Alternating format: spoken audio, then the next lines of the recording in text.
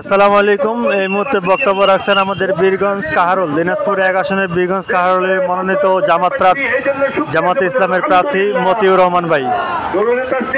বিশ্ব মানবতার মুক্তির দূত সৈয়দুল আম্বিয়া হযরত মুহাম্মদ সাল্লাল্লাহু আলাইহি সাল্লামের উপর যার দেখিয়ে দেওয়া পথ অনুযায়ী আমরা আমাদের কার্যক্রম পরিচালনা করছি, সবাই তারপরে দুরূদ পড়ি সাল্লাল্লাহু আলাইহি সাল্লাম।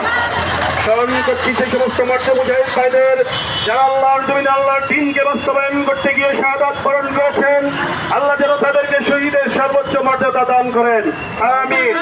আমাদের অনেকগুলো ভাই বিশেষ করে ফেসিবাদ থেকে মুক্ত করার জন্য আহত হয়েছে। ইতিমধ্যে 10,000 ভাই এখনো হাসপাতালের মধ্যে আছেন। আমরা দোয়া করি আল্লাহ রাব্বুল আলামিন সবাইকে যেন সুস্থতার নিয়ামত দান করেন। সংগ্রামে উপস্থিতি, বাংলাদেশ থেকে শুধু ইসলামী ছাত্র শিবিরকে নিঃশেষ করার জন্য ফেসিবাদ কাজ করে নাই, তারা বাংলাদেশ থেকে ইসলামকে ধ্বংস করতে চেয়েছিল। কিন্তু বাংলাদেশের মানুষ হচ্ছে ইসলাম প্রিয়।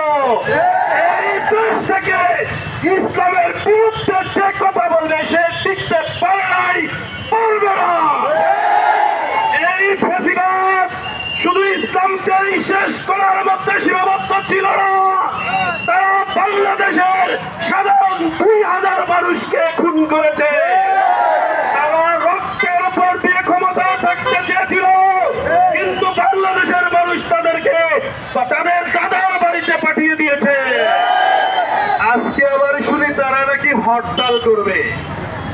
যারা বলে হরতাল তাদের মাথায় ঘোল ডাল। এই পাগলের হরতাল বাংলাদেশের মানুষ মানে না। এই ফ্যাসিবাদকে আমরা বাংলাদেশে আর থাকতে দেব